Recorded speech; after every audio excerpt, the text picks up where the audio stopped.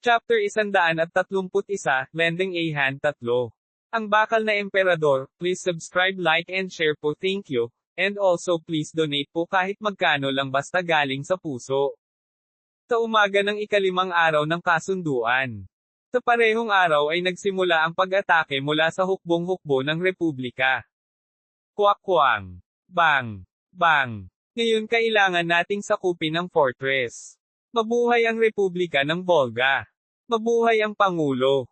Ang pag-atake mula sa araw na iyon ay ibang-iba sa mga pag-atake na nangyari noong mga nakaraang araw.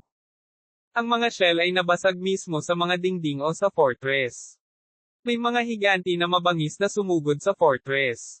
Ang panlabas na istruktura ng fortress ay sinisira. Nag-iinit ang mga mata ng mga kawal at kabalyero ng Imperial nang makita nila ang mabangis na pag-atake na sinimulan ng kalaban. Ano ito? Seryoso ba silang aatake sa atin ng ganito? Ang ilang araw ng pagiging tahimik ay upang linlangan kami sa pagiging palpak. Kung may oras kayong mag-usap, lumaban kayo sa kalaban. Nahulog ang shell. Sige at ikalat mo. Huwag hayaan ang kaaway na si Gigant na makarating sa dingding. Ang mga kagyat na sigaw ay nagmumula sa lahat ng dako. Sa tuwing papasok ang sundalo at ang mga higanti, umaakyat baba ang mga sundalo sa pader. Gayunpaman, ang hindi inaasahang balita ay sinisigaw mula sa silangang bahagi. Bumagsak ang pader. Bumagsak ang pader. Ang silangang pader, na nabasag, ay bumagsak. Nasira na ang pader noon, at dahil hindi na nila ito maayos dahil sa utos ni Locke, bumagsak ang pader. Ito, ano ang dapat nating gawin? Gumawa ng paraan. Huwag matakot, magdala ng ilang mga troso at palakasin ito. Ang mga sundalo ay patuloy na nakatayo sa kanilang mga paa. Kumalabog ang tiyan ni Alex sa nangyayari. Lahat sila ay nagmadaling pumunta sa bodega upang maghanap ng harang sa kanilang mga kaaway. Gayunpaman, hindi magagarantiyahan ni Alex na ligtas ang pader sa oras na bumalik sila. Right then, nangyari na. Lahat ng tao umalis sa daan. Isang malakas na sigaw ang nanggaling sa isang gigant. Kung. Ito ay ang pribadong gigant ni Locke, si Achilles. Mabangis na binigay ni Achilles ang mga utos at tumakbo patungo sa silangang pader. Inihagis niya ang isang mabigat na ball ang bakal patungo sa bumagsak na pader. Kuwang. Ang pader ay gumuho. Tumabog ito mula sa labas at hindi sa loob ng fortress. Ang gigants ng Volga Republic, na nasa frontline, ay tumalbog pabalik, at ang mga tropa na malapit sa dingding ay natatakpan ng mga labi mula sa pagsabog. Iyon, ganoon talaga. Hindi nagawang ipikit ni Alex ang kanyang bibig o mata sa kanyang nasaksihan. Sa sandaling marinig niyang magsalita si Locke, alam niyang gagamit si Locke ng isang gigant para sirain ang pader. Nahulog ang pader. Sumugod sa puwang ng pader. Dahil ang pader ay gumuho, ang hukbo ng Republika, na natigil, ay nagsimulang dumagsa sa butas. Si Locke, sa kanyang Achilles, ay hinugot ang malaking espada nito at lumaban sa hukbo. Mamatay. Bumalik si Locke mula sa Republic Gigant. Mabilis niyang hinaila ang kanyang espada at tinamaan ang pangunahing makina ng kalaban na si Gigant. Slash. Hawk. Nakatakas mula sa sabungan ng kalaban na rider na gigant nang direktang tumama ang malaking espada sa core engine ng gigant. Tinipa ni Locke ang nasirang kalaban na si Gigant at gumamit ng magic attack laban sa isa pang kalaban na gigant. Fireball. Puwang.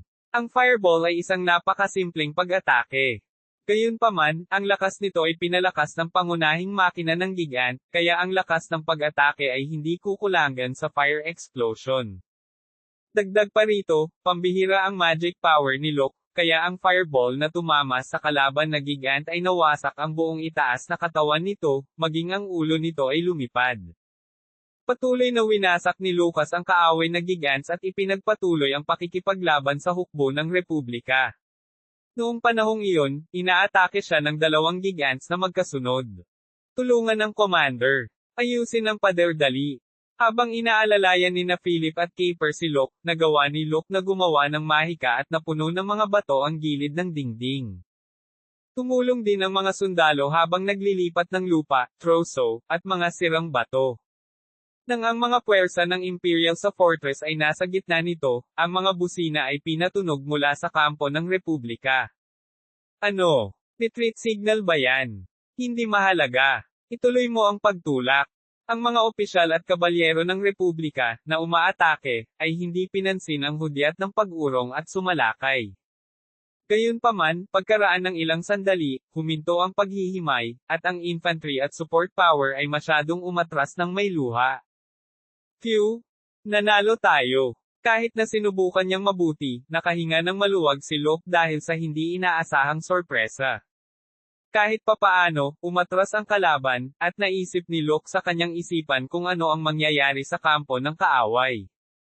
Isang magandang suntok sa sitwasyon. Lucas, nagpa siya na oras na upang sirain ang dam na ginawa.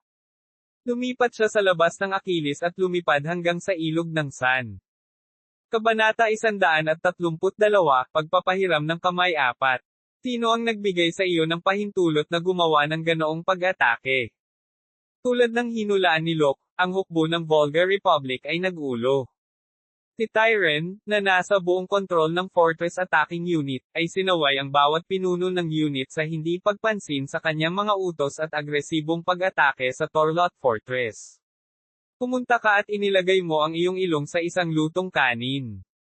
Kung iiwan mo lang sana sila na lang mag-isa ang nagbukas ng gate para sa atin bukas.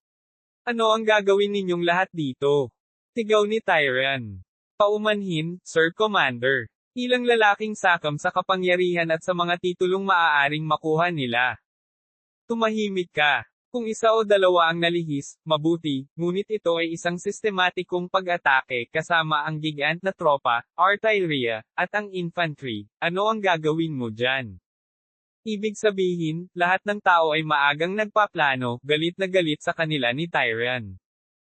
Sa mga salita ni Tyrion na nasa pagkabalisa, pawis na pawis ang mga pinuno ng mga unit, hindi sila nakasagot ng maayos sa kanyang mga tanong.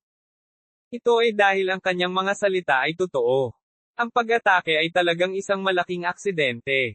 Nagkaproblema dahil binabaliwala ang mga pangakong ginawa nila sa Torlot Fortress, gayunpaman, ang mas malaking problema ay hindi pinansin ng mga frontline officers at ng mga kabalyero ang military command na inilabas ng kanilang commander.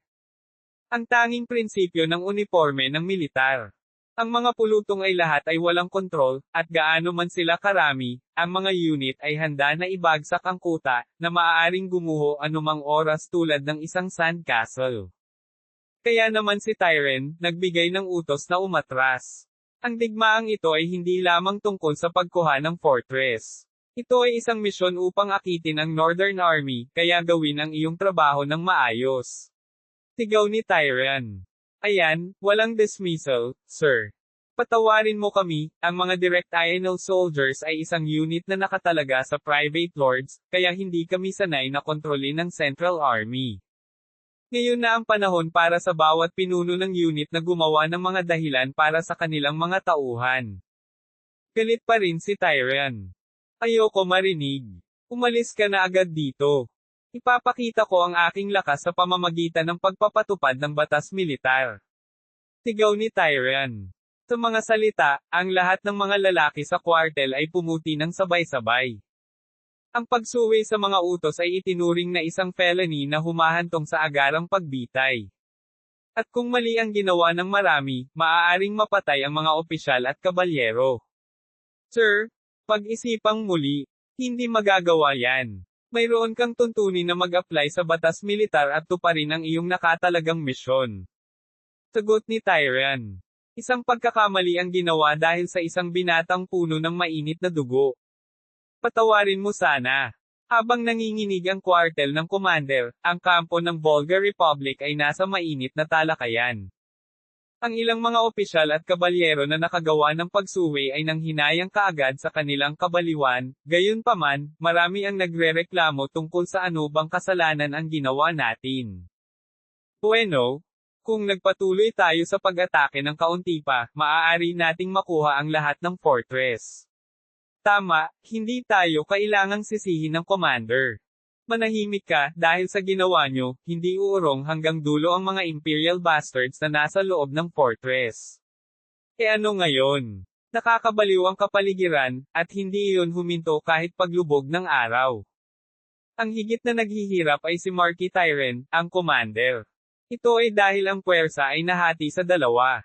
Hindi siya nagkaroon ng anumang mga pagpupulong sa kanyang mga tauhan at mga pinuno ng unit, pati na rin tungkol sa hinaharap na pagsalakay sa fortress. Walang mga tiyak na hakbang o aksyon ang ginawa. Ang pinaka-nakakainis na bagay ay na sila ay tinatangay ng hangin ang pagkakataon upang makuha ang fortress ng walang pagkawala. Dapat ba akong magpadala ng messenger at ipaalam sa kanila na hindi iyon sinasadya? Hindi sila maniniwala sa akin. At kung ang lalaking Luke na iyon ay walang balak na sumuko ngayon.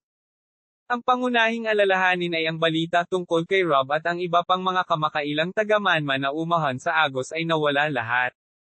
Kung alam lang ni Tyrant ang nangyayari sa itaas, magkakaroon siya ng pagkakataong gumawa ng anumang uri ng aksyon ng walang pag-aalinlangan. Atake ang fortress at sakupin, o magpadala ng messenger at makipag-ayos muli. Dapat ba akong lumipad mag-isa?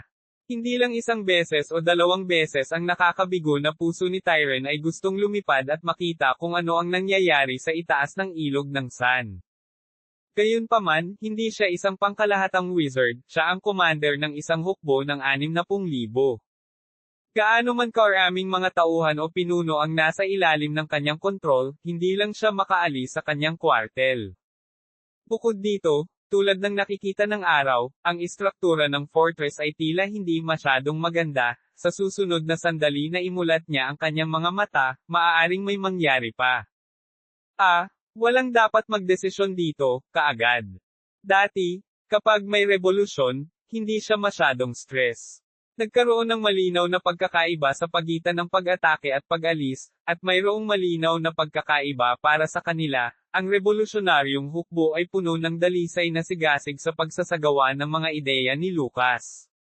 Gayunpaman, ang mga batang kabalyero na kasalukuyang pinangangasiwaan niya ay hindi ganoon din ang naramdaman.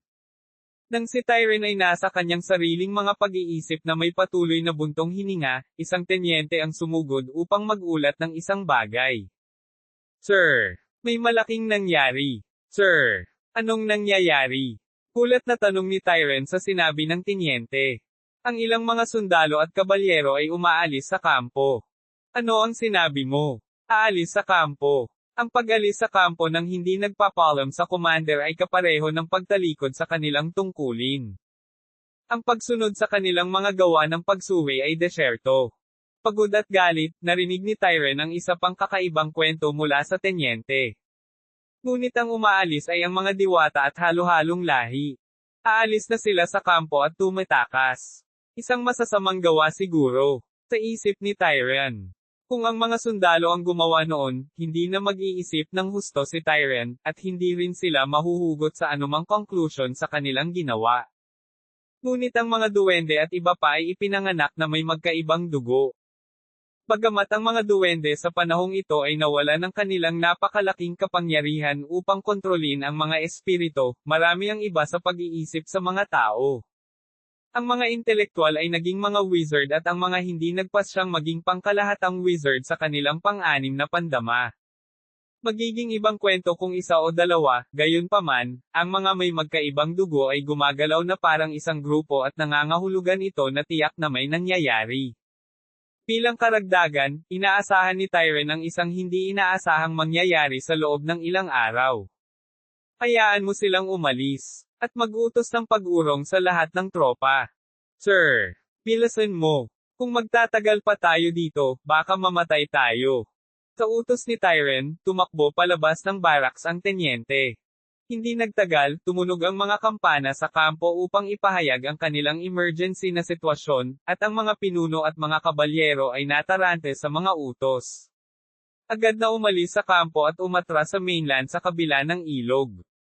Panatilihin ang mga armas at mga supply sa pinakamababa. Ano ang sinabi niya? Dumating ba ang Northern Imperial Army? Hindi ko alam. Ikalat mo lang ang balita. Ang mga utos ni Tyrant ay kumalat sa buong tropa, gayunpaman, ang bilis ay iba-iba sa bawat unit at tao sa tao.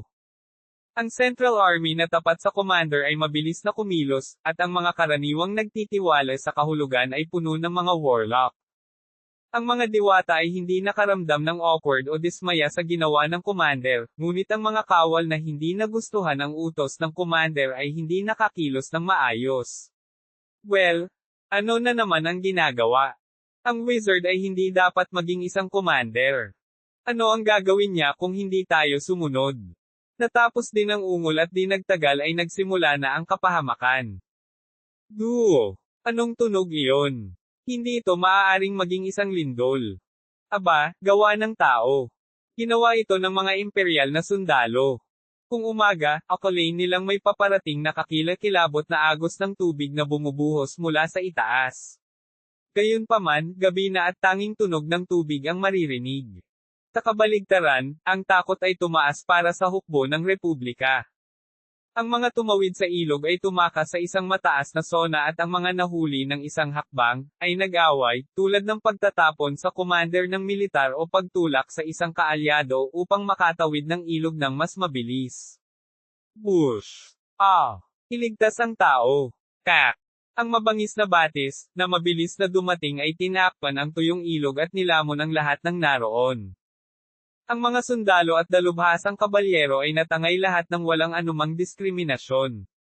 Malalaki at maliliit na bato at mga troso ang natangay kasama ng umaagos na tubig at winasak ang mga nakaligtas na nasa dilim ng gabi. Sa kasamaang palad, walang nag-iisang tao ang nagpahiram ng kanilang mga kamay upang tulungan ang mga nag-aabot. Kabanata 133, Pagpapahiram ng kamay 5. Sa susunod na umaga, ang ilog ng San, na bumalik sa dati nitong daloy at antas, ay kumikinang sa sikat ng araw sa umaga. Hindi tulad ng nakamamanghang tanawin ng tubig, ang tabing ilog ay may medyo nakakatakot na eksenang nagaganap. Sa maraming lugar, ang mga gigant at ang mga armas ng artillery na may mga katawan ng mga sundalo ay nakahiga, na nagpapakita ng pagkawasak na dulot ng lupa at buhangin. Lumapit si Erwin kay Locke, na lumulutang sa langit para tingnan ang nakakatakot na tanawin. Congratulations! Isa ka sa mga commander na makikilala sa kasaysayan ng imperyo. Sabi ni Erwin. Hindi ba ako magiging isang mamamatay tao na pumatay ng 10,000 tao? Tanong ni Locke. Sa tingin ko ikaw ay magiging, mula sa panig ng Bulgar Republic. Naisip ito ni Locke kagabi nang sinisira niya ang dam. Ang kanyang mga aksyon ay maaalala ng isang tao bilang isang bayani, at para sa isang tao, siya ay isang mamamatay tao. Napakabihirang para sa isa na kumitil ng buhay ng libo-libo sa isang sandali sa digmaan. Bukod dito, ito ay hindi isang patas na labanan, ito ay isang tagumpay na nakamit pagkatapos matiyak na ang lahat ng mga kondisyon ay pabor sa isang panig. Ano man ito, ako ay itinapon sa isang digmaan, at ang pagkapanalo ay ang aking pinakamahusay na pagpipilian para sa akin at sa aking mga retainer sa ari-arian. Mukhang matatag si Locke. Pamilyar sa kanya ang pagkilos, 500 taon na ang nakalilipas, siya ay itinuturing na isang target na tinatawag siyang hari ng Diablo.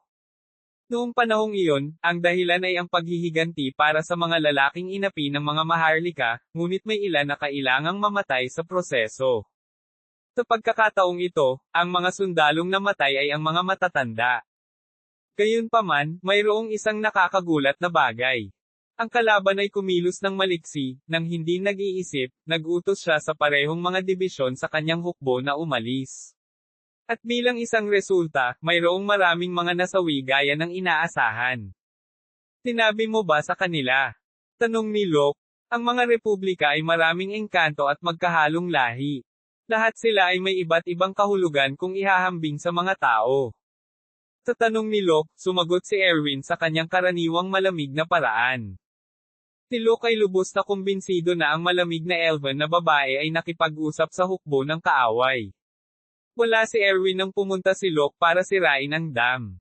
At kahit gaano pa kaiba ang pakiramdam ng mga diwata at ibang lahi, tiyak na hindi sila makatitiyak maliban kung makumpirma ito ng paningin, pandinig, at amoy. Matuto pa. At para makumbinsi ang isang legion na lumipat, kailangang may mas matibay na dahilan. Gayunpaman, walang intensyon si Locke na parusahan siya sa ginawang iyon. Naiintindihan niya ang mga dahilan kung bakit niya ito ginagawa. Ano ang gagawin mo sa hinaharap? Tanong ni Erwin. Kailangan kong lumaban. Sagot ni Locke na halatang sagot. Wala siyang intensyon na ibalik ang hukbo ng Volga Republic. Wala siyang tiyak na masamang damdamin sa Volga Republic, at wala siyang intensyon na bigyan ng tagumpay ang imperyo, ngunit sasamantalahin niya ng husto ang sitwasyon. Sa pamamagitan ng digmaan, nagpaplano siyang kumuha ng merito. Kung makakapaglagay siya ng kaunting merito sa kanyang panig, tiyak na gagantimpalaan siya. Maging sa isang mas mataas na antas ng post, o isang bagong ari-arian, o isang mas maikling serbisyo militar, ang lahat ay magtatapos na makikinabang kay Locke para sa kanyang paghihiganti at kaligtasan. Itutulak namin kapag tapos na ang gigant maintenance. Sana ay maging isang mabuting gabay ka sa oras na iyon. Sabi ni Locke. Ito ay itatala sa kasaysayan ng imperyo. Sabi ni Erwin. Hindi mangyayari iyon. Matigas na tugon ni Locke, kitang-kita ang galit sa kanyang mga mata. Tutulungan kita na ibagsak ang Baroque Empire. Sabi ni Erwin. Panipi kuwit tandang padamdam panipi. Medyo nagbago ang mukha ni Erwin. Tiyak na hindi nasisiyahan si Locke sa pamilyang Baroque Imperial at ito ay dahil sa kasaysayan ng kanilang dalawang pamilyang pinagsaluhan. Gayunpaman, ang nag-aalab na galit sa kanyang mga mata ay hindi lamang isang simpleng reklamo, ngunit isang matinding kalooban. At ang matinding iyon ay parang isang malakas na hangin. Ang pagdating ng hangin, kudyat ng paparating na bagyo. Ito ba ang taong binanggit mo? Naisip ni Erwin. Nabalik sa realidad si Erwin na nasa isip niya sa boses ni Locke. Bilasan natin. Kung ang hukbo ay binubuo ng mga kabataan, mabilis silang tumakas. Naiintindihan. Isang bagyo na yumanig sa kontinente. Nagpa siya si Erwin na isantibi ang kanyang iniisip. Hanggang sa makumbinsi siya, nagpa siya siyang bantayan siya ng husto. Paano ito nangyari? Pinipisil ni Commander Tyrion ang kanyang dibdib gamit ang kanyang nanginginig na kamao. Iniutos niya ang pag-alis, gayunpaman, humigit kumulang 20,000 tropa ang nasakripisyo. Kinailangan niyang pag-aralan ng detalyado ang pinsala, ngunit kung titingnan ng isa ang mga armas at ang bilang ng bawat unit, maaaring kalkulahin ang isang magaspang na pinsala. Gayunpaman, hindi lang pinsala ang kinakalkula. Dahil sa biglaang pag-alis, naiwan ng mga tropa ang lahat ng pagkain at armas, at wala sa mga mahahalagang kanon o gigant ang nailabas. Ang bigat kasi nilang gumalaw. At sa kasalukuyang sitwasyon, halos imposibleng makipagdigma kung wala ang mga gigant at kanon na iyon. Na kung bakit sinubukan ni Tyrion na bumalik sa trabaho, gayunpaman, agad siyang sumuko. Ang mga gigant at ang mga unit ng artillery na nasa kampo ay natangay lahat. Bukod dito, nakakalat ang lahat ng mga sundalo. Sa partikular, ito ay ang unit ng direksyon ng mga sundalo. Sila ang pinaka hindi nasisiyahan sa komandante, hindi nakinig ang mga sundalong nakadirekta sa mga utos ng paglipat sa tabing ilog at napinsala ng husto, at ang mga natitira ay agad na nakatakas mula sa kampo. Sir, unang natalo ang militar. Sa sinabi ng tenyente at ng iba pang tauhan, nadidismaya si Tyrion. Kahit anong isipin niya, isa lang talaga ang naiisip niyang solusyon. Paano ako titingnan ng presidente? Napasigaw siya. Siya ay isang mapagmataas na veterano ng digmaan, ngunit sa halip na akitin ang Northern Army ng Baroque Empire, nabigo siyang makuha ang Torlot Fortress. Sa kasamaang palad, hindi doon natapos ang bangungot ni Tyrion. Tinapos ni Locke ang maintenance medyo maaga at nagsimulang mag-counterattack. Nakita ng hukbo ang mga tropa ng hukbong imperial na kumpiyansa na nagtutulak sa lupain kung saan nagpapahinga ang hukbo ng republika. Gayunpaman, isa lang ang magagawa nila bago makarating ang gigant sa kanilang kinalalagyan, ito ay ang umatras na may luha sa kanilang mga mata. Chapter 134, Attack of Volga Republic 1. Ang Kastya Mountains ay matatagpuan 10 araw ang layo mula sa kanluran ng Torlot Fortress. Ito ay isang lugar na kumalat sa buong Volga Republic at sa Baroque Empire. Ito ay may mas kaunting aktibidad ng tao doon dahil sa napakaraming mga halimaw, masungit na kabundukan at ang mga maze ng mga lambak na pinagkukublihan nito. Kung ang isa ay maaaring mamuno sa mga tropa at tumawid sa mga bundok ng Castria, aabutin ito ng maraming oras. Gayunpaman, ang pinsala ay magiging malaki. Kaya, ang dalawang bansa ay nagtalaga lamang ng ilang mga ranger unit sa lugar at hindi nagtayo ng maraming kuta o malalaking unit doon. Hindi nagtagal, nagsimulang lumitaw ang mga hindi pangkaraniwang palatandaan sa mga bundok ng Castria.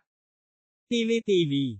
Ang mga, na humila sa mga palumpong at nakalusot sa lupa, ay tumingin sa Baroque Rangers, na nagpapatrolya sa malapit. Nang mawala sila sa mas malayong lugar, nadulas siya pabalik sa kanyang posisyon na natatakpan ng mga dahon at palumpong. Wala na ang mga aso ng imperyo. Maganda, bumalik ka na sa trabaho. Sa sandaling bumagsak ang mga order, ang malalakas na ingay ay nagsimulang tumunog ng marahas sa lupa. Sa lalim ng silong ng mga bundok, may ginagawa silang isang bagay, na parang isang bata, ngunit may malaking katawan na napapailalim sa talakayan at balbas na balbas. Sila ay isang uri ng diwata na tinatawag na mga duwende. Ang mga duwende, bagaman maikli, ay may matigas na katawan. Sila ay malakas, at ang kanilang mga kasanayan ay napakahusay na maaari silang magmasa ng mga bato. Ang pinakamahusay sa mga duwende ay ang Red Hammer Clan. Sila ay mga panday, pintor, arkitekto, at natural na mga manero. Mahigit 500 taon na ang nakalilipas, ang kanilang unang pinuno na si Rommel ay nagtrabaho sa ilalim ng Devil King na si Simon. Matapos ang pagkamatay ni Simon, ang angkan ng Red Hammer ay nagtago mula sa mundo sa pamamagitan ng paghuhukay ng lupa. Ang isang malaking burrow na ginawa gamit ang kapangyarihan at kasanayan ng mga purong dwarf ay sapat na para saktan ang isang gigant. Habang pinagmamasdan ng mga duwende na naghuhukay sa lupa gamit ang mga pala, piko at iba pang iba't ibang kagamitan, lumingon si Dre E3 sa isang hindi pangkaraniwang matangkad na duwende at nagtanong. Tingnan mo dito, Elder Kurgan, nandoon na ba tayo? Malapit nang matapos. Sandali lang. Ang tinatawag na Kurgan, na may magandang pulang balbas, ay isang matangkad na duwende na hindi makikilala sa tao, at sa mga duwende, tinawag siyang Giant Kurgan. Si Kurgan, ang elder ng Red Hammer Clan, ay nag-utos ng isang unit sa utos ni Vladimir. Ang Republika ng Volga ay matagal nang nag-aaral kung paano malalampasan ang imperyo ng Baroque. Ang isa sa mga ito ay ang bundok ng Castria, kung saan ang mga pag-aaral sa geological ay isinasagawa sa loob ng mahabang panahon, at nalaman ng mga dwarf na ang lupain ay angkop para sa paghuhukay. Siyempre, kahit na ang mga sapin ay sapat, ang paghuhukay ng mga lagusan sa mga bundok ay imposible para sa mga inhinyero ng tao. Bilang mga likas na manero, nakahukay sila ng lagusan sa loob ng halos 2 buwan. Malapit na nilang marating ang rurok ng kanilang pagsusumikap sa isang napakalaking lagusan na tinatawag na Underground Invasion Path. Ginagawa nila ang lahat ng ito para sa Republika. Malapit na tayong lumipat sa battlefield. Naiinis ako dito. Gusto nitong lumaban sa lalong madaling panahon. Si Dmitri, na nakita ang pag-unlad sa paglipas ng mga araw, ay nagsalita habang nakakuyom ang kanyang mga kamao. Matagal na siyang kilala ni Kurgan, kaya naiintindihan niya ang kanyang pagkainip. Ngunit kailangan mo bang pumunta ng direkta? Tanong ni Kurgan na hindi niya maintindihan. Ang layunin ng digmaan ay hindi para sakupin ang kalaban. Ito ay upang mabawasan ng husto ang bilang ng mga sundalo na magagamit ng Baroque. Gayunpaman, sa halip na ang pangunahing unit, ang Ditor unit ay pinamumunuan ni Duque Dmitri, ang pinakadakilang eskrimador ng Republika. Natural na magtaka dahil hindi pa siya umalis sa kabisera sa kabila ng maraming labanan na nangyari sa pagitan ng kanyang imperyo at Baroque. Siyempre, hindi na kailangan. Pagod lang akong protektahan ang kabisera. Nababagot, ha? Tanong ni Kurgan. Oo, gusto kong lumaban. Matagal-tagal na rin mula noong ginamit ko ang aking espada para sa pakikipaglaban. Si Dmitri ay isang sword master, isang advanced na expert knight. Kahit na hindi pa siya natalo sa Volga, mas mahina pa rin siya kumpara sa Baroque Emperor Sword Sage, si Rudolph. Sa kanyang kasipagan, nagawa niyang tumuntong sa parehong antas ng Sword Sage. Sa sandaling naabot niya ang antas ng Sword Sage, nagbago rin ang kanyang katawan. Para siyang binuhay, binata at puno ng sigla ang kanyang katawan. Muling naging itim ang kanyang uban na buhok, at ang kanyang naninigas na lumang gulugad ay nanambalik ang kakayahang umangkop. Kung ganito ang nararamdaman ko, paano naman si Emperor Rudolph? Natakot ba siya? Habang ang kanyang katawan ay pinasigla at nakakuha ng isang bagong buhay, siya ay naging mas mapagkompetensya. Sina Emperor Rudolph at Dmitri ang nangungunang dalawang swordsman na kumakatawan sa kanilang mga bansa. Gayunpaman, hindi pa sila magkaharap sa larangan ng digmaan. Gustong suriin ni Dmitri si Rudolph pagkatapos makarinig ng mga chismis, ngunit tiyak niyang alam na hindi magiging madaling gawain ang pagkapanalo. I would feel grateful if I get the chance to fight this time. Lumahok siya sa digmaan at hinirang bilang commander ng Detour Unit dahil may pagkakataon na talagang makilala niya ang Imperial Emperor. May mga salitang umiikot na si Emperador Rudolph ay nasiyahan sa mga pribadong pagbisita. Bueno, sa ngayon, malamang na may labanan sa Torlot Fortress, sa palagay ko. Nang tanungin ni Kurgan, binilang ni Dmitri ang bilang ng mga araw sa kanyang mga daliri at nagsalita. Marahil ay sinimulan na nila ang pag-atake noong isang linggo, kaya marahil ay sinakop na ni Marquis Tyren ang kuta at nagsusumikap na labanan ang Northern Army gaya ng pinlano. Si Marquis Tyren, ang Meister ng Republican Magic Tower, ay isang salamangkero, ngunit siya ay lubos na sanay. Noong nakaraan, sa panahon ng Republikang Revolusyon, maraming mga wizard ang naakay upang lumahok sa labanan, kaya lahat sila ay naniniwala na ang Torlot Fortress ay madaling makuha. Ganoon ba? Gayunpaman, umaasa ako na ang digmaang ito ay lumikha ng isang malaking sagabal para sa Baroque Empire. Tulad ng ibang mga diwata, kinasusuklaman ng mga duwende ang Imperyong Baroque. Ang mga ninuno ng imperyo, si Carno de Baroque, ay sumalakay sa Dwarf Village, ninakawan sila ng kanilang ari-arian, at inilagay pa nila ang mga ito sa mga minahan hanggang sa sila ay mamatay sa pagod. Ang mga dwarf ay nagdusa ng malaking pinsala, halos sa lawak ng pagkawala. Noong nakaraan, ang tribong Red Hammer ay hindi pumanig kay Devil King Simon. Maayos ang pakikitungo ni Simon sa mga engkanto, at may layunin siyang bayaran ang Baroque Empire. Gayunpaman, nang mamatay si Simon, hindi iyon magagawa. Ang tribong Red Hammer ay tumakas sa hilaga ng kontinente at gumugol ng maraming taon sa kahirapan. Kaya, tiyak na magiging malakas ang puot ng mga duwende sa pamilyang Baroque at sa imperyo. Kaya naman naging madali para sa kanila na tanggapin ang kahilingan mula sa Volga na magtayo ng underground tunnel. Burn! Nung nag-uusap silang dalawa, biglang bumagsak ang pader na nakaharang sa harapan at nagsimulang bumuhos ang nakakasilaw na sikat ng araw. Lumapit si Kurgan sa mga duwende at sumigaw. Saan lahat kayo nakatingin? Mabilis na kumilos at lumabas kung saan maaaring lumipat ang isang gigant. Nang makitang gumagalaw ang mga duwende, inutusan ni Dmitri ang kanyang tenyente. Ibigay ang advance sa hukbo. Naiintindihan, sir. Ang tenyente, na nakatanggap ng utos, ay sumakay pabalik sa isang kabayo. Maya-maya, 40,000 tropa, 2,000 kabalyero at 100 gigant ang bumuhos sa Baroque Empire sa pamamagitan ng mga lagusan. Lahat sila ay mga piling tao, na may mga sentral na tropa, hindi katulad ng mga unit na sumalakay sa Torlot Fortress. Ang bilang ng mga gigant ay mas kaunti para sa mga knight, at ang proporsyon ng mga kabalyerya sa hukbo ay medyo mataas. Sa madaling salita, ito ang tunay na kapangyarihan na inihanda ng Republika upang salakayin ang Baroque Empire. Ipadala mo ang Elven Ranger. At walisin ang mga kalapit na Imperial Rangers. Ang Elven Rangers, na inutusan ni Duke Dmitri, ay nilipol ang Imperial Rangers. Ang utos ay ipinadala ng mga wizard na nananatili sa kanilang mga post sa paligid ng bundok.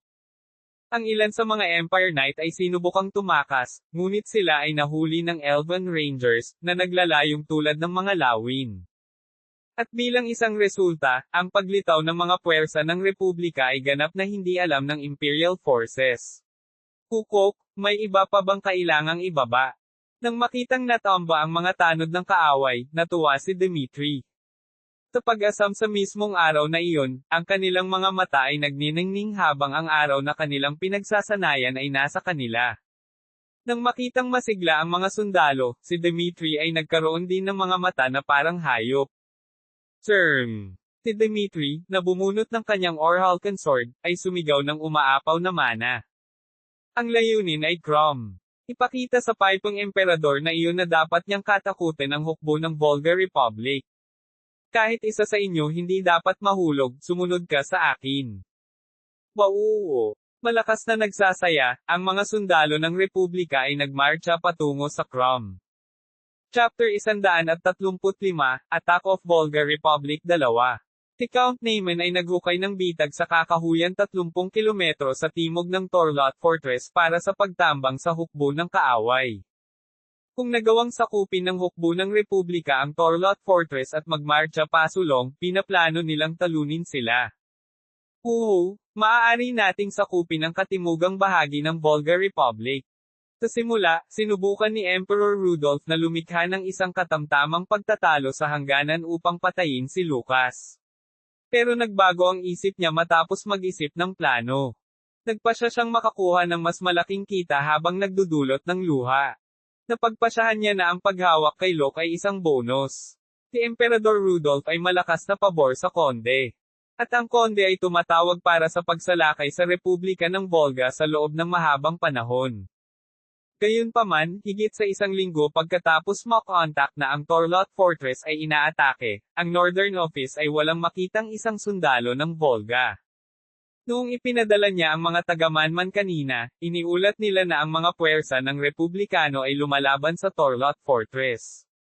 Itong mga bobo, gumagala ba sila dahil hindi nila nakuha ang fortress? Nakumpirma na ang mga puwersa ng Republika na umaatake sa Torlot Fortress ay mayroong 60,000 tropa at isang malaking bilang ng mga gigant at artilleria. Sa 3,000 tropa lamang at 10 gigants, ang Torlot Fortress ay hindi magkakaroon ng pagkakataon laban sa kanilang mga kaaway. Gayunpaman, ang sitwasyon ay hindi naaayon sa kanyang plano. Talaga bang napigilan sila ng lalaking Locke na iyon? Sa kabila ng desperado at mahirap na sitwasyon, ang Torlot Fortress ay hindi nagpadala ng messenger o anumang komunikasyon sa pamamagitan ng magic sa nakalipas na 3 araw na humihingi ng tulong. Nagkaroon ba siya ng sapat na tiwala sa pagtatanggol sa kanyang fortress nang walang tulong? Nang marinig ang mga ulat mula sa mga scout, sinabi nila na ang mga puwersa ng Republika ay naubos na. Yung mga Republicans, lahat ba ng maling tao dinala nila? Dahil hindi na ako makapaghintay, dapat ko bang utusan si Locke na mag-withdraw? Pagkatapos ay sakupin ng mga puwersa ng Republika ang fortress at bababa dito. Naisip ni Conde Neyman kung paano lapitan ang operasyon. Commander, may balita tayo. Isang wizard ang sumugod upang maghatid ng balita pagkatapos makatanggap ng ulat. Ang mga tropa ng Volga Republic ay lumabas mula sa mga bundok ng Kastia at sumalakay sa kanluran ng Crom. Ano? Hindi ba't ang ating mga kalaban ay dapat na magkaproblema kung sila ay dumating dito mula sa kabundukan ng Kastia? Tanong ni Count. Hindi ko alam sir. Pero kung hindi tayo nagpadala kaagad ng puwersa, baka bumagsak ang lugar. Sa sinabi ng wizard, nag-isip sandali si Count Neyman at agad na binigay ang kanyang mga utos. Sabihin sa mga lords doon na maghintay ng ilang araw. Sasagasaan ko at sisirain ko ang mga umaatake sa Torlot Fortress. Ang bundok ng Kastia ay masungit. Kaya, naisip ni Count Neyman na hindi magkakaroon ng malaking bilang ng mga puwersa ng Republika na maaaring dumaan sa kagubatan, at naisip niya na ang mga tropa ay magkakahiwa-hiwalay. Kaya't nagpasya siyang magmadali, nagpasya siyang ibagsak ang hukbo na umaatake sa Torlot Fortress. Susuko ka na ba sa pananambang? Baka mailigtas natin ang fortress kung ililipat natin kaagad ang mga tropa, pero baka hindi natin madala ang mga lihim na utos ng kamahalan. Sabi ng staff kay Count. Hindi ko magagawa iyon. Siguradong magkakaroon ng pagkakataon na patayin si Locke by Count mamaya. Gayunpaman, kung nangyari ang pagsalakay sa mga lupain sa Hilaga, ang imperyo ay magdurusa ng malaking pinsala. Maaari silang ma-impeach. Kaya't nagbigay siya ng mga utos at pinamarcha ang kanyang hukbo patungo sa Torlot Fortress. Gayunpaman, pagdating niya sa fortress, iba ang sitwasyon sa naisip niya. Ang malaking hukbo ng 60,000 mga kaaway ay nawala, at ang mga sundalo ng fortress ay kinokolekta ang mga sandata ng kaaway, na inilibing malapit sa ilog. Ito, anong nangyari? Tanong ng Count, anong ibig mong sabihin? Nalipol ang ating mga kaaway. Si Hobart, na sinabihan ng balita tungkol sa mga reinforcement, ay diretsyong sumagot sa kanila sa kanilang pagdating. Nalipol. How the hell? Hanggang kahapon, sinasabi ng mga scout na sinasalakay ang fortress. At ngayon, nagawa nilang talunin ang kalaban sa loob lang ng isang araw.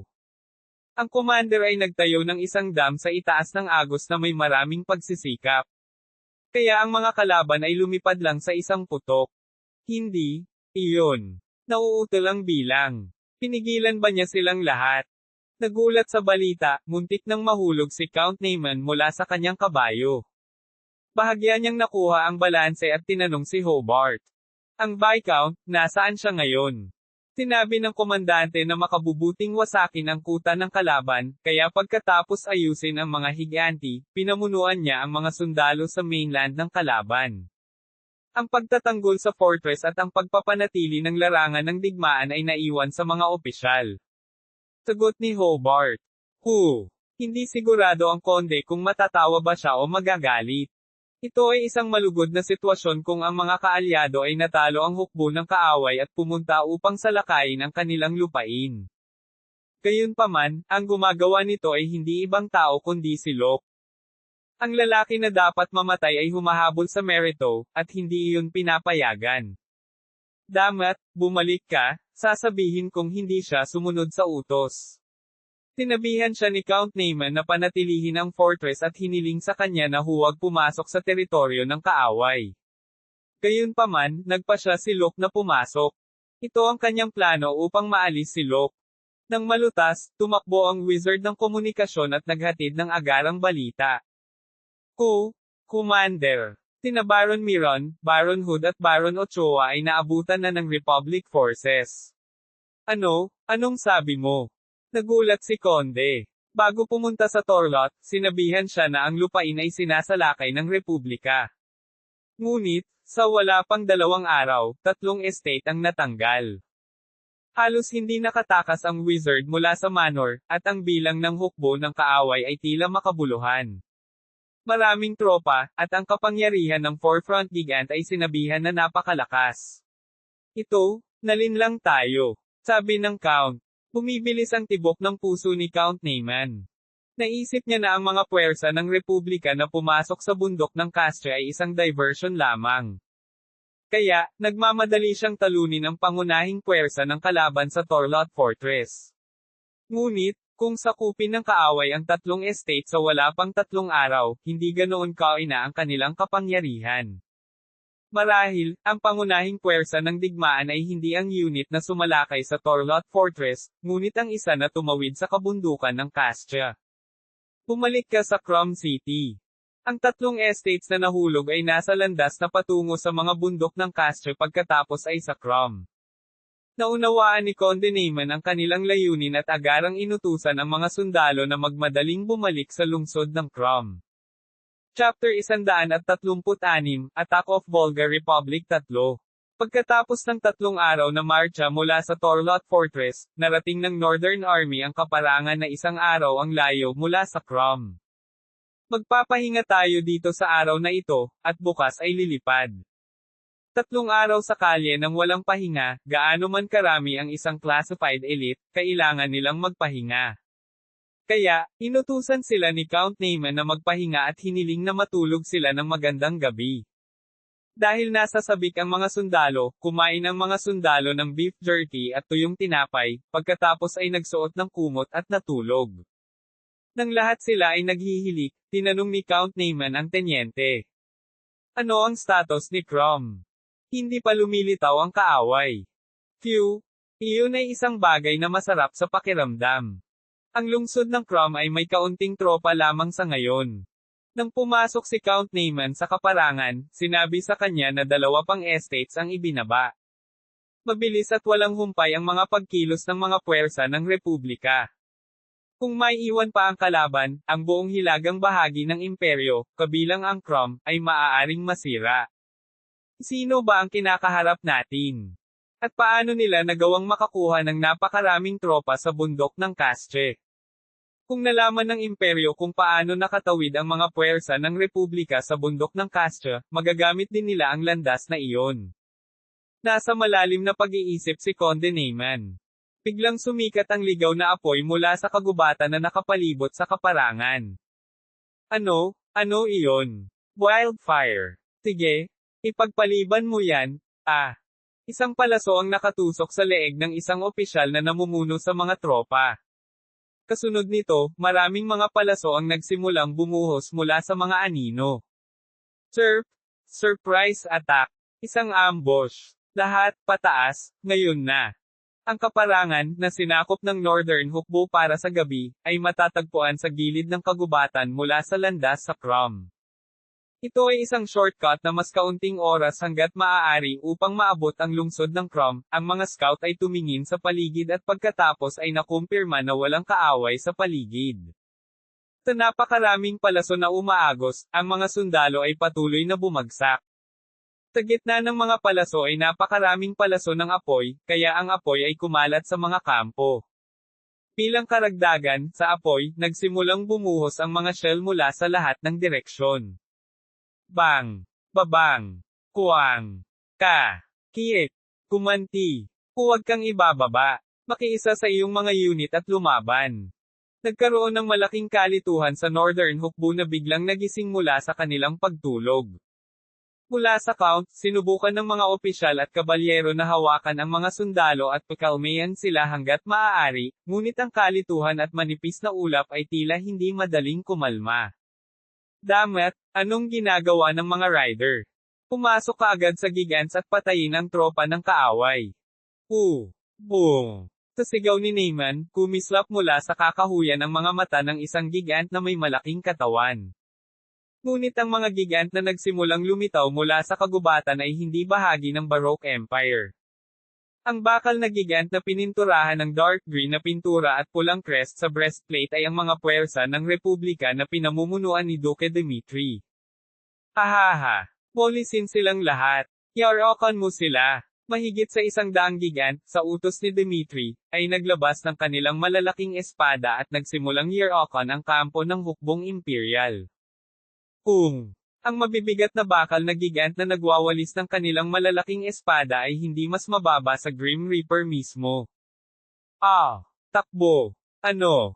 Ang tanging magagawa ng Northern Army laban sa kalaban na si Gigant ay tumakbo ng may hiyawan. Nang makita ang sakuna na nangyayari, si Count Neyman ay napasigaw lamang dahil sa galit. Kaak! Ano ang ginagawa ng mga higanti sa aming panig? Sige at itigil mo ang kanilang mga scrap ng metal. Sa pagsigaw ni Count Neyman, mahigit 200 gigants ng Imperial side ang nagsimulang lumaban sa mga puwersa ng Republika. Kuwala! Kaak! Sa isang makitid na kaparangan, ang dalawang panig ay nakikipaglaban na may kolektibong bilang na 300 gigant, hawak ang kanilang mga sandata ng buong lakas. Ang mga tunog ng pagkabasag ng mga guwantes ay maririnig sa buong lugar, ang malalaking kislap ng malalaking espada na nagbabanggaan ay makikita. Ang lupa ay tensyon para sa isang sandali, at pagkatapos ay ang labanan ay nagsimulang sandalan patungo sa panig ng Republika. Kung isa sa alang-alang ang headcount, ang bilang ng mga higanti ng Imperial Army ay 2 beses sa mga tropa. Ngunit sa panahon ng pagsalakay, ang mga sakay ng Imperial ay nataranta. Ang Republican Gigants ay mayroong Knight-level Gigants na may 2,000 fight output, at ang kanilang mga sakay ay mahusay. Bilang karagdagan, ang pinuno ng puwersa ng Republika ay si Duque Dmitri. Pinantayan niya ang hukbong Imperial na nasa harap ng kanyang mga mata. Hahaha! Ang lakas ng loob mong pigilan ako. Si Duque Dmitri, na nagwasak sa buong kampo ng kaaway, ay sumigaw sa pananabik. Sa tuwing hahawakan niya ang malaking espada, isang mahabang aura sa espada ng gigant ang sumisikat sa loob ng Dark Knight at tumama sa puwersa ng Imperial. Hiik! Mons! Halimaw! Iyon ay maaaring ang High Advanced Sword Master, hindi dapat siya ang Sword Sage. Lahat, mag-ingat. 5 sa Imperial Army Gigants ang nagtipon sa harap ni Duke Dmitri. Kung maiiwan siyang mag-isa, maaaring ibagsak ni Dmitri ang buong kampo, kaya lumabas ang mga may sapat na kakayahan. Maganda ang intensyon mo, pero masyado akong mababa ang tingin mo sa akin. Burn. Nang ilipat ni Dmitri ang kanyang malaking espada sa bilis ng kidlat, isang malakas na tunog ang bumagsak. 5 gigants na sabay-sabay na tumatalbog, na parang nahuli sa gitna ng isang pagsabog. Lahat ng 5 tumalbog sa gigants ay sira-sira at halos imposibleng makita kung ano ang nangyari sa mga sakay sa loob ng mga ito. Chitty? Damat. Bumalik ka. Huwag harapin ang lahat ng ito ng mag-isa, magkaisa ang lahat at subukan. Sa kabila na nahaharap sa napakatinding puwersa at kapangyarihan, nakipaglaban ang hukbong hilaga. Ang Duke, gayunpaman, ay hindi isinasaalang-alang ang alinman sa mga ito. Ang kanyang gigant ay naghahadges at nagbubulusok ng mga bagay, para itong leon na papunta sa kawan ng mga USA para kumain. Kick! Baka magpakita si Jardin dito. Nagsalita ang Count sa kanyang sarili habang nasasaksihan ang labanan. Ang ulo ng gigant ay mas malaki kaysa sa regular na gigant, at ang power output ay tila higit sa 3,005. Napakalinaw na mayroon lamang isang hero-class gigant, ang Jardin sa Volga Republic. Si Jardin ay ipinakilala sa Volga ng nakaraang maharlikang pamilya, at ito ay kasalukuyang ginagamit ni Duke Dmitri, ang Republic Forces, nangunguna sa Estremador. Kung gayon, ang sakay ay tiyak na tinatawag na Duke Dmitri. Naisip ni Count Neyman na magpapadala ang Republika ng Swordmaster para sa kanilang ambush operation. Gayunpaman, hindi niya naisip na si Dmitri, na hindi pa nakatapak sa labas ng kabisera ng Volga mula noong revolusyon, ay biglang magpapasya na sumali sa digmaan. Ano naman? Kaya mo bang harapin? Tanong ni Neyman. Tumangala ang konti sa napakalaking gigant na nakatayo sa tabi niya. Lumabas ang mabigat na boses ng lalaki sa loob ng gigant. Mahirap manalo, ngunit maaari akong bumili ng oras. Ang nakasakay dito ay tinawag na Count Kyle, ang lawin ng hilaga, isang gladiator. Siya lang ang Swordmaster sa Northern Army, handa siyang harapin ang Swordmaster ng kaaway. Kahit na siya ay isang mahusay na eskrimador sa labanan, kung ang kalaban ay isang advanced na Swordmaster, ang pinsala ay maaaring malaki. Kaya naman, mas mabuting magpapasok ng isang tao na wala ang kalaban, kaya naman napatawag si Kyle, kahit na abala siya sa ibang lugar. Si Count Kyle ay wala sa militar, siya ay bahagi ng militar. Malaya siyang makapagsanay at nakapaglaban sa digmaan dahil tinanong siya ni Emperador Rudolph. Malaki ang inaalok sa kanya ni Emperor Rudolph bilang kapalit nito. Mayroong 7 Swordmaster sa Empire. At 10 taon pa lang simula nang naging Swordmaster si Count Kyle, at hindi siya ganoon kahusay. Kung hihilingin sa akin na makipaglaban kay Dmitri gamit lang ang sword skill ko, hindi ako magiging sapat. Ngunit sa tulong nitong bagong hero class na gigant, na partikular na binayaran ng kamahalan, walang imposible. Ang kasalukuyang ginagamit ni Kyle ay ang 3,500 fight, kamakailan lamang na kumpleto ang Atlas ng Veritas Magic Tower. Si Jardin naman ay mahigit 30 taong gulang na, at hindi matitiyak kung magagamit nila ito ng buo. Kaya naman, optimistic si Count Kyle na kaya niyang bawiin ang kanyang mga pagkukulang sa performance ng bagong gigant. Kung gayon, pakiusap. Sabi ni Count Neyman. Iwan mo sa akin. Itinulak ni Count Kyle ang kanyang atlas patungo kay Jardin, na nanloob sa hukbo ng Imperial. Sa katahimikan, umaasa si Count Neyman na ang hukbo ay makakabalik at makakuha ng tagumpay sa kanilang panig. Bagamat natalo sila sa sorpresang pag-atake, doble pa rin ang bilang ng mga tropa sa tropa ng kaaway. Sa makatuwid, maaari pa rin silang lumikha ng pagkakataon na baguhin ang daloy ng labanan, kaya nagpasya si Count Neyman na bumawi sa pinsala at manalo. Pero magawa iyon, kailangang gawin ni Count Kyle ang kanyang makakaya. Tiyaking talunin mo si Duke Dmitri. Chapter 137, Attack of Volga Republic 4. Kang. Ham. Si Duque Dmitry, na nasa kalagitnaan ng pagdurog sa Northern Army, ay nagulat ng isang malaking espada ang hamarang sa kanyang gigant. Tila isang hero-class na gigant, at ang nakasakay dito ay tila hindi isang ordinaryong kabalyero. Ang pangalan ko ay Aslan Dekayl. At hiniling ko ang labanan sa pagitan ng unang eskrimador ng Republika.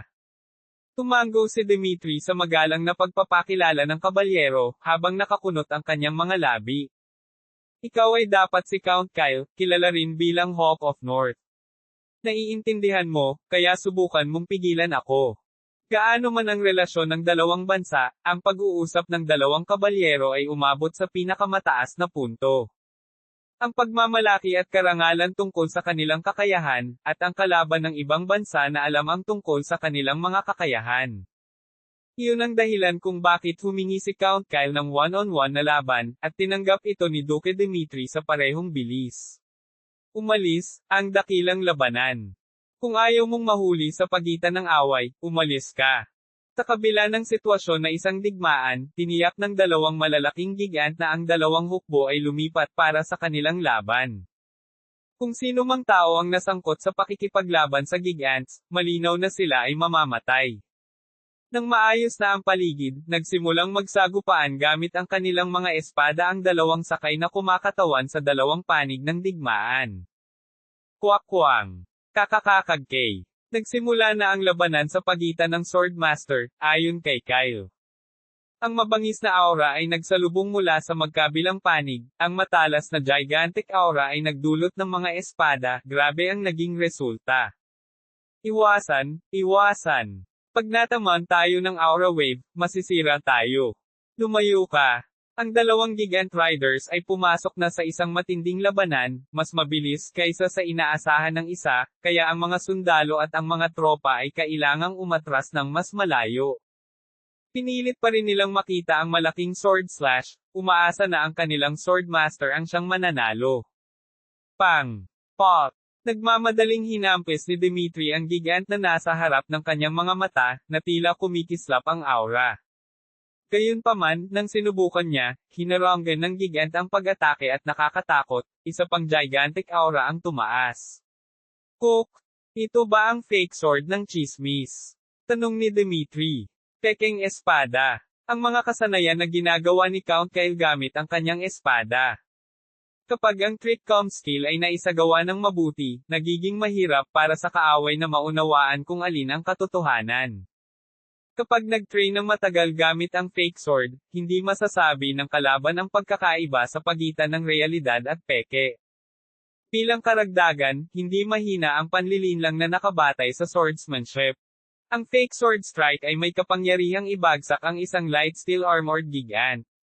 Gayunpaman, sa 3,500 fight gigant output, tumaas ang mapanirang puwersa. Ito ay kasing ganda ng ginawa ni Duque Dmitry, na kayang gawin ng Sword Sage. Woho! Nabalitaan ko nga na isa siya sa mga pinakapinagsalitang masters sa Empire. Naisip ni Dmitry. Hindi maiwasang mapangiti ni Dmitry sa offensive na kinatatayuan ni Kyle. Kung siya ay nagpasya na manatili sa kabisera, tulad ng iba pang mas mataas na opisyal, kung gayon si Dmitry ay hindi magkakaroon ng pagkakataong makipaglaban ng ganito. At si Dmitry ay isang hakbang na mas mataas kaysa sa Swordmaster, mas malapit siya sa Sword Sage, isang mas mataas na antas ng Swordmaster. Bilang karagdagan, ang mga paggalaw ng espada ay lumawak ng naaayon, at mas malinaw para sa kanya na mahulaan kung saan saisalakay ang kanyang kalaban. Ito ay parehong kaso kung saan ang kalaban ay isang Swordmaster, kaya ang kahinaan ng gigant na pagganap ay masusuklian ng kanyang husay. Burn! Sa isang dumadagandong na tunog, lumiwanag ang aura mula sa malaking espada ni Jardine. Ito ay isang Thunderblade, ang pag-atake mula kay Dmitry. Ang level na ito ay kaunti. Thought Count Kyle. Ang Thunderblade ay mukhang malakas, ngunit naisip ni Count Kyle na ito ay isang bagay na maaari niyang pigilan. Kaya naman, umatras siya ng hakbang para pigilan ito. Pero kahit papaano, naging posible. Sa halip, hinihila si Atlas patungo kay Jardine. Ano? Nauutil na sabi ni Kyle. Akala mo ba napakadali mong makakaiwas? Tanong ni Dmitry.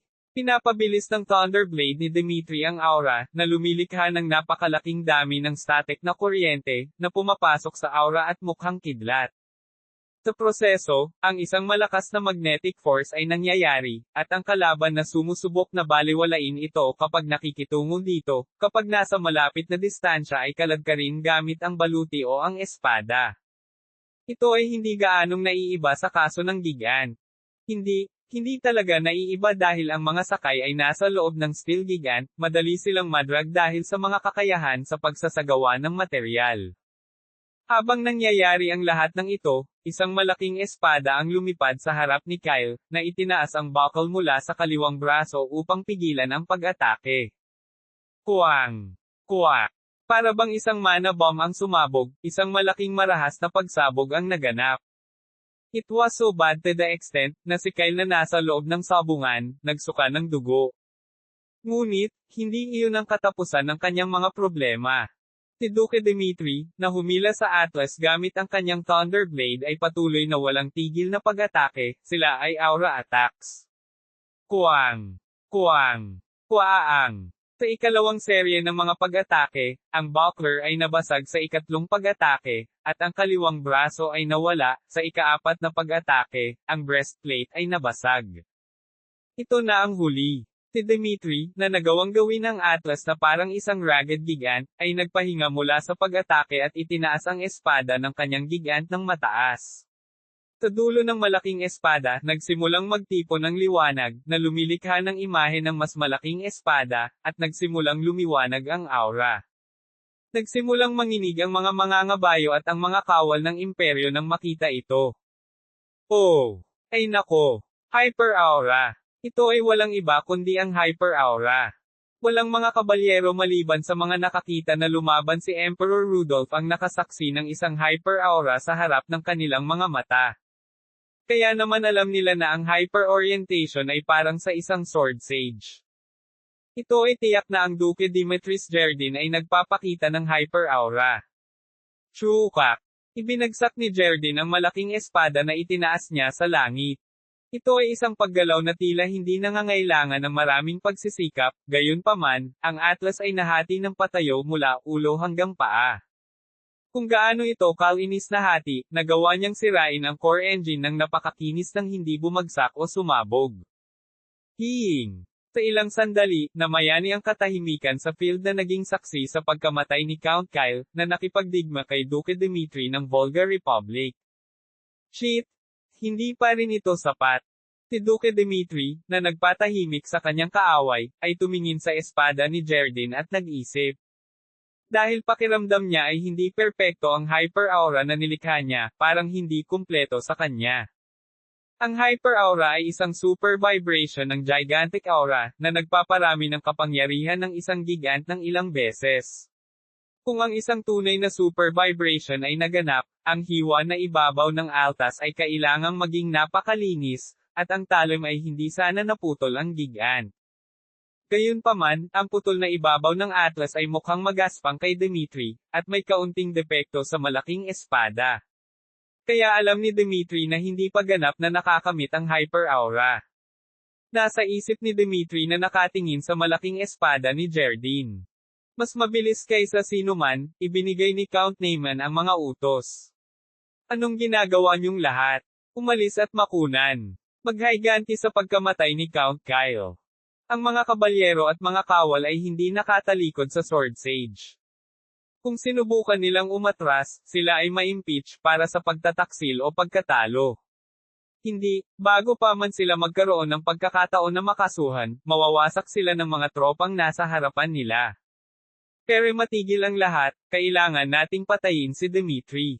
Baka mahuli natin ang Sword Sage kung magagamit natin ang 170 gigantes. Kahit na wala na ang mga kabalyero, kung nakuha lang nila ang Sword Sage, naisip ng Imperial Army na maaaring mapabagsak ang kalaban. Dahil sa kanilang mga tungkulin, ang mga sakay ng Imperial ay sumigaw at nagsimulang sumugod kay Duke Dimitri. Wow! Atake! Huwag pansinin ang iba pa. At pumunta para sa Sword Sage, Duke Dimitri lang. Sa 12 ng mga gigant sa paligid ni Jerdin, ang Imperial Gigants ay nagsimulang mag-ikot at sumugod. Sa halip na matarante nang makita ang numero, si Dmitry ay may malupit na ngiti sa kanyang mukha. Ang labanan na nangyari sa araw na iyon, ang Northern Army ay natalo ng kakilakilabot. Duke, natangay ni Dmitry ang Imperial Gigants, na desperado para sa kanilang tagumpay. Bilang karagdagan, ang Gigants of the Republic ay nakipaglaban, at ang Gigants ay namatay sa loob lamang ng 30 minuto ng labanan. Kapag nabura ang Gigant troops, nagkaroon ng one-sided massacre. Sa 70,000 tropa, halos 10,000 ang nakaligtas matapos tumakas. Matapos talunin ang Northern Army, nakuha ni Dmitry ang lungsod ng Crom at nagsimulang walisin ang hilagang mga lalawigan. Chapter 138, Contact with the Dark Moon 1. Nalampasan na ng Republic Force ang reinforcements at nahulog si Crom. Kuwang. Si Emperor Rudolph, na tahimik na nagpapahinga sa Imperial Palace, ay hinampes ang mesa dahil sa galit nang marinig ang ulat. Dahil sa kanyang galit, ang mesa na gawa sa ebony na espesyal na inangkat mula sa Southern Continent ay nabasag kasama ang tasa ng tiyaan na nasa ibabaw nito. Paano nangyari iyon? Isang panlilinlang o panlilinlang ng kaaway. Nagsimula nang magpaliwanag ng detalyado si Count Voltes tungkol sa ulat na kanyang natanggap. Nang marinig ang kwento, mukhang desperado at galit si Rudolph. Hindi niya kailanman naisip na makikita ng mga Republikano ang kanilang plano at gagamitin ito sa kanila. Tanong niya ulit, ngunit, walang paraan na ang Northern Hukbo ay madaling bumagsak. Hindi ba naroon ang Swordmaster Count Kyle para suportahan sila? Gaano man kadaya ang kanilang kaaway, naisip ng emperador na walang pagkakataon na matatalo lang sila. Sinabi na ang Duke, si Dmitry, na nangunguna sa punong barko ng kaaway, ay maaaring lumikha ng hyper-aura, iniulat ni Count Voltes. Hyper-aura. Napatalon si Rudolph sa kinauupuan niya. Oo. Kahit na may kabuoang 170 gigant ang sumugod upang patayin siya, lahat sila ay nabigo na gawin iyon at nalipol. Damit, ang mga Republican na iyon ay palihim na gaya ng dati. Sa ngayon, sa tuwing ang imperyo at republika ay pumasok sa isang hindi pagkakaunawaan sa hangganan, ito ay palaging isang labanan. Hinati ng mga republika ang kanilang mga tropa sa dalawa, at wala sa kanila ang sumuporta sa isa pa. Gayunpaman, ang katotohanan na nagawang itago ni Dmitry ang kanyang husay at mga nagawa ay nagpakita kung gaano determinado ang mga republikano at higit na ikinadismaya ng emperador. Kamahalan, kailangan nating magmadali at suportahan ang North. Kung bumagsak ang hukbo ng Hilaga, malinaw na dapat tayong magpadala sa kanila ng suporta, tugon ng emperador. Sa hilagang bahagi ng kontinente, mayroong maraming mga maharlika na likas na sumusuporta sa emperador. At kung sila ay nahuli sa digmaan, tiyak na mahihirapan si Rudolph.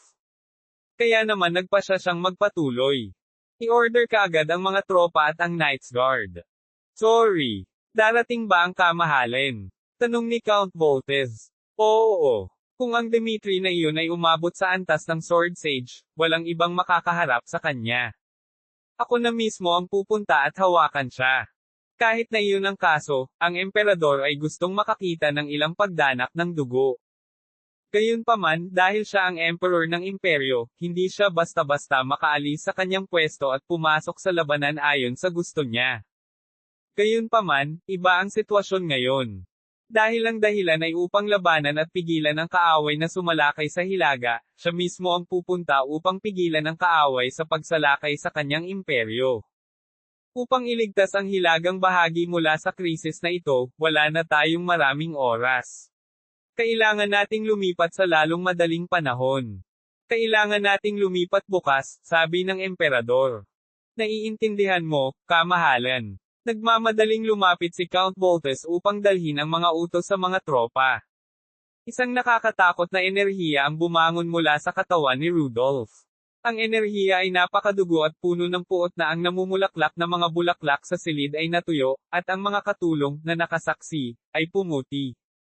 Ang lakas ng loob nilang salakayin ang ating teritoryo. Hindi ako magtitipid kahit isang Republican. Kinabukasan, lumipat ang Central Army at ang Knights Guard na pinamumunuan ni Emperor Rudolph.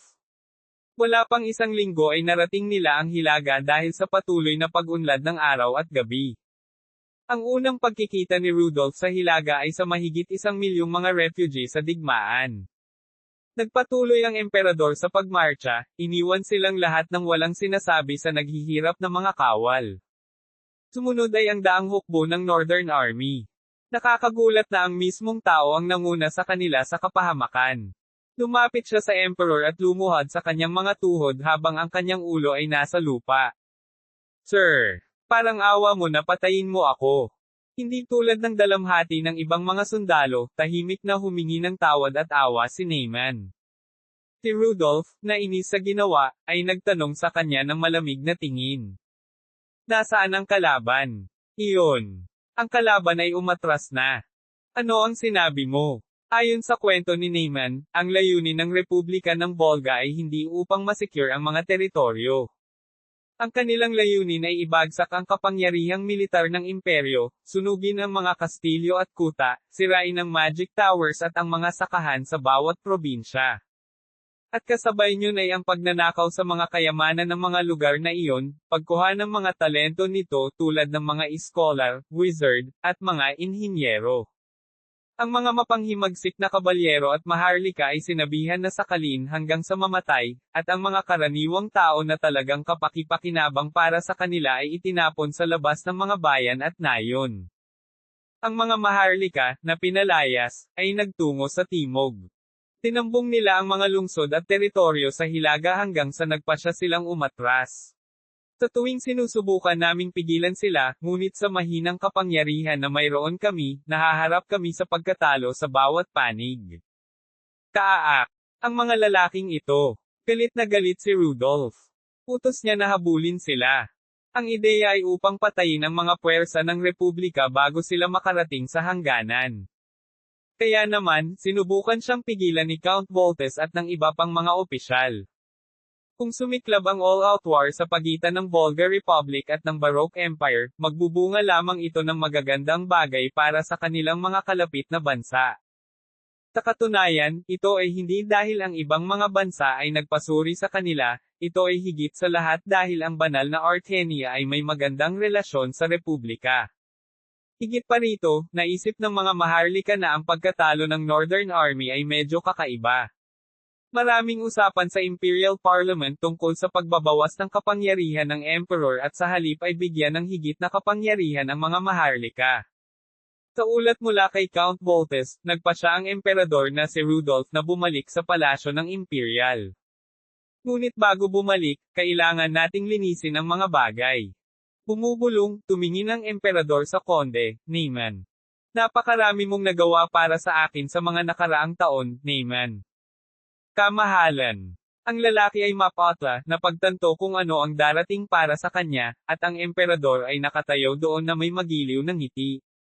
Nang magkaroon siya ng pag-asa na maiwang mag-isa, binunot ni Rudolph ang kanyang espada na parang kidlat at tinaga ang kanyang leeg. Slash! Nangyari ang lahat ng napakabilis kaya namatay si Count Naaman ng walang sakit na kamatayan. Kamahalan, kamahalan. Bakit? Tanong ni Voltes. Habang ang lahat ng kanyang mga opisyal at tagapaglingkod ay naguguluhan, tinawag ni Rudolph ang isang tao na nagtala ng kasaysayan ng imperyo at sinabi. Mabangis na namatay si Conde Naaman sa pakikipaglaban sa mga kaaway. Lumaban siya hanggang sa huli. Isulat mo yan. Ha? Oo, naiintindihan ko, kamahalan. Naunawaan ng clerk kung ano ang intensyon ng emperador. Si Count Naaman ay isang maharlika ng imperyo. Wala itong magandang maidudulot kung mawalan siya ng buhay sa isang mahirap na paraan. Sa pamamagitan ng pagtrato sa kanyang kamatayan bilang isang marangal, sinubukan ng emperador na bawasan ang sisimula sa mga maharlikang gutom sa kapangyarihan. Tapos na ang emperador sa pagsasalita.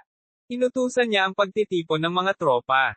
Nagpasya siyang pigilin ang kanyang galit, ngunit hindi niya makakalimutan ang pagkatalo na nakita niya.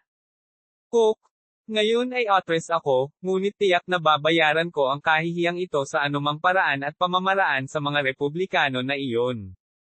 Si Emperador Rudolph, na galit na nakatingin sa Hilaga, ay tumalikod at tumingin sa direksyon ng kapital, Nemesis. Chapter 139, Contact with the Dark Moon 2. Hahaha. Matagal na panahon na rin simula nang makarinig ako ng mga nakaka-refresh na kwento. Si Vladimir, na naiulat tungkol sa mga aksyon ni Emperor Rudolph, ay humagalpak ng tawa. Hindi niya napigil ang matawa, naiisip kung ano ang maaaring hitsura ni Rudolph. Anong ginagawa ngayon ni Duke Dmitri? Si Sylvia, ang pangalawang pinuno ng Volga Intelligence, ay tumugon. Karamihan sa mga tropa at mga normal na sundalo ay lahat ay nagkakampo sa harap ng mga kuweba sa Kastya Mountains. Kung ito ang lagusan sa bundok ng Kastya, maaaring mayroong pagsalakay ng hukbong imperial sa pagkakataong ito. Tanong ni Vladimir. Oo, naghanda kami ng bitag kung sakaling magpadala ng puwersa ang Imperial Army.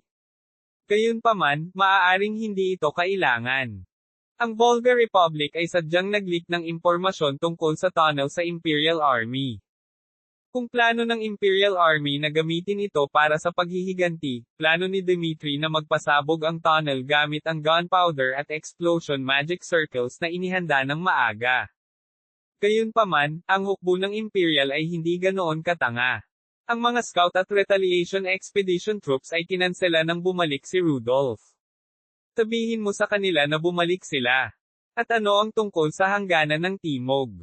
Mayroon pa bang hukbo ng Imperial doon? Nang iniba ng Pangulo ang usapan ay bahagyang nadistorbo ang ekspresyon ni Sylvia. Halos parang ayaw niyang pag-usapan. Itong kastilyo na ang ninakawan. Ang mga gwardya ng direksyon na inilagay sa lugar ay nagkawatak-watek, at ang mga kwartel ng militar ay nawasak. Si Duke Kotsev, ang commander ng Central Army, ay bumuka ang kanyang bibig sa galit. Habang winasak ni Dmitri ang hilagang bahagi ng imperyo, sinalakay ng ilang puwersa ng Imperial ang timog na hangganan ng Volga. Sa ilang sandali, lahat sila ay halos walang magawa dahil sa labis na direksyon ng mga tropa na ipinadala sa pagsalakay sa Torlot Fortress sa ilalim ni Commander Tyrion. Higit sa lahat, walang sino man sa opisina ang makakaunawa kung paano mawawala ang mga mahahalagang armas tulad ng gigants at cannons. Pero, magiging mahinahon na ang sitwasyon. Nagpadala ako ng mga reinforcement. Sa tugon ni Duke Kotsev, tumango ang Pangulo. Dapat nating gawin iyon. Ito ay isang maliit na sagabal, kung mayroon tayong Torlot Fortress, ito ay magiging isang perpektong tagumpay. Tama iyan. Dahil sa kabiguan ni Tyrion sa pag-akit sa Northern Army, si Duke Dmitri ay nahirapan ng husto at naghanda para sa isang bagong ambush. Well, kahit ganoon, isa pa rin itong malaking panalo para sa amin. Tik, tumatanda na si Marquis Tyrion. Napakaraming tao ang nag-iisip niyan.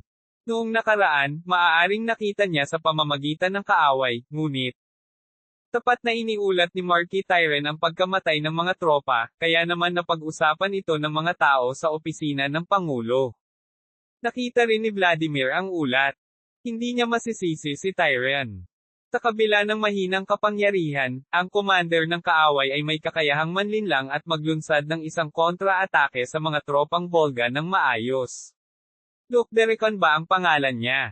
Tanong ng presidente. Narinig ko na siya ay ang ina po ng Sword Emperor Recon. Natutuwa akong descendant siya ng isang mandirigma. Kung ibang tao sana, hindi sila titigil. Sa pamamagitan lamang ng pagsira sa quarters ng militar. Bagaman ang mga hangganan ay nawasak, ang pagkawala ng tao at pampublikong ari-arian ay mas mababa kung ihahambing sa ginawa ng Volga sa imperyo.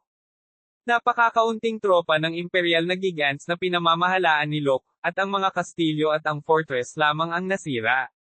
Ang mga lungsod at bayan ay hindi ginalaw. Nagustuhan ni Vladimir ang pagiging knightish na ipinakita ni Locke. Gusto ko siyang purihin, pero, lalabas ba ang mga diwata? Itinuturing ng lahat si Recon bilang isang taga-suporta. Bilang karagdagan, ayon sa ulat ng Panektik, siya ay isang taong napakalapit kay Prinsesa Reyna. Kahit na walang kasakiman sa politika si Prinsesa Reyna, kilala siyang simbolo ng kapayapaan, at wala silang planong palayain siya. At kahit na ang taong ito na si Locke ay magiging isang kaaway sa hinaharap, hindi ko kailangang mag-alala.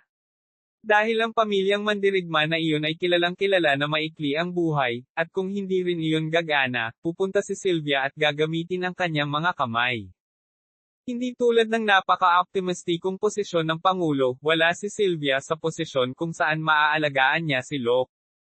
Kamag-anak daw kasi niya sina Simon at Ernest. Bilang karagdagan, kamakailan, si Ernest, na pumunta sa ari-arian ni Locke, ay humingi ng impormasyon sa larangan ng digmaan para kay Reyna.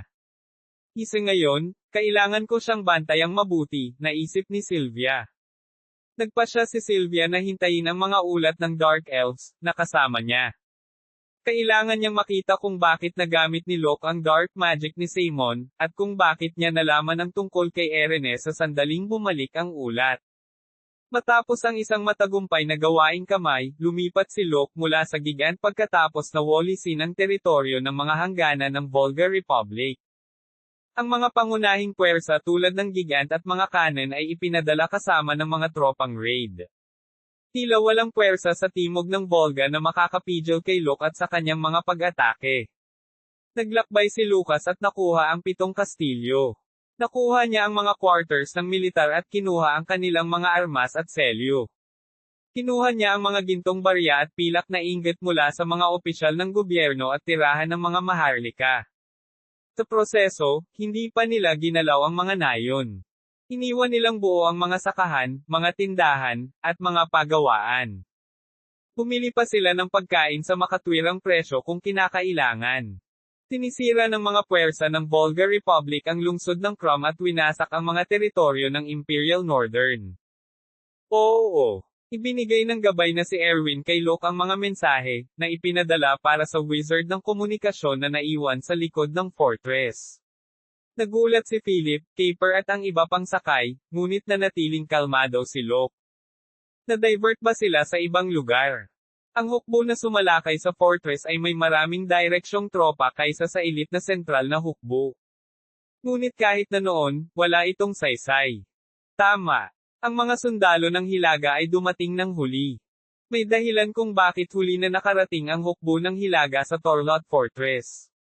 Sa unang bahagi ng taong ito, inutusan si Count Neyman na ihiwalay at patayin si Locke at iyon ang dahilan kung bakit hindi tumugon ang Northern Army sa kanilang panawagan para sa reinforcements. Itinigil nila ang komunikasyon. Kaya naman walang balita ang Torlot Fortress tungkol sa anumang posibleng pag-atake sa kanila. Napakalaki niyan. Kung ang hukbo ng Republika ay sumalakay mula sa likuran, ang fortress ay sa pag-aalala ni Philip, umiling si Locke. Hindi mangyayari. Sa pagkakaalam ko, ang northern part ng empire ay ang kaharian ng emperor. Kung alam niya na ang mga puwersa ng Republika ay nagiging ligaw, hindi siya tatayo at manunood. At ang mga puwersang Republikano ay hindi rin tanga. Hindi na sila gugulo pa at kukuha ng maliit na kuta. Alam ni Locke na hindi na muling aatake ang kanyang fortress. Anuman, maliwanag na oras na para umatras, sabi ni Locke. Si Belfair, na tumitingin sa paligid kagabi, ay natagpuan at nahuli ang ilang Republican scouts. Sa interogasyon sa kanila, sinabi nila na sila ay bahagi ng reinforcement troops na ipinadala upang tiktikan ang unit ni Locke. Ang menor de edad na piling puwersa ni Locke ng Gigants ay hindi nakapasok sa mataas na lugar, ngunit nagawa nilang labanan ang malalaking grupo ng suporta ng kaaway. Kaya naman hindi nagdalawang isip si Locke na umatras. Pumalag tayo sa fortress. Hindi natin kailangang magmadali, kaya huwag palampasin ang pagnakawan. Kinabukasan, pinangunahan ni Locke ang unit at umatras mula sa Volga Republic.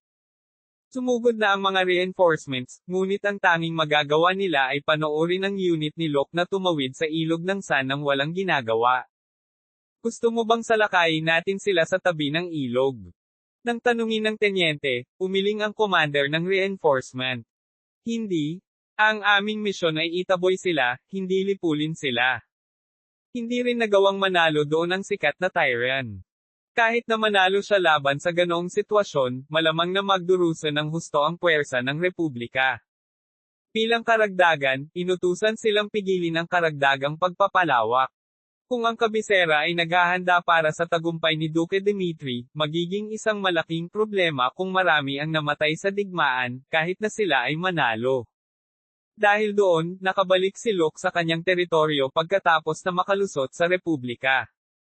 Kabanata 140, Pakikipag-ugnayan sa Madilim na Buwan 3.